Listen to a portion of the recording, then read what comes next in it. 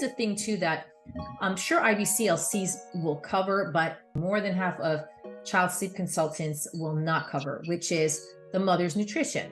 Especially when we're talking about night weaning and we're talking about transitioning to solids and all of that, we definitely want to ensure that breastfeeding mom is having intake of food that is sleep inducing, that is pro-sleep, that is not going to be anti-sleep. It's not only going to support her and her health, but then help her child. So especially during a time where it is decided that night weaning would be appropriate, then we'd want to ensure that her breast milk and the way she's nourishing herself is going to support that process. We would refer to the pediatrician, we would refer to an IBCLC consultant.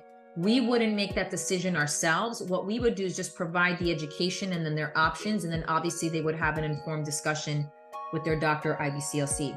We would never discourage breastfeeding. We actually encourage breastfeeding as long as possible.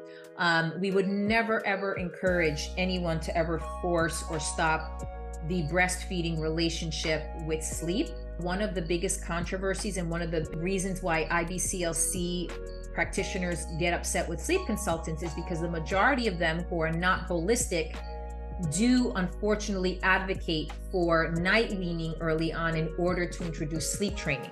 We do not sleep train whatsoever. So as a result, we don't have that kind of forceful or expectation of our clients to have to night wean because of that.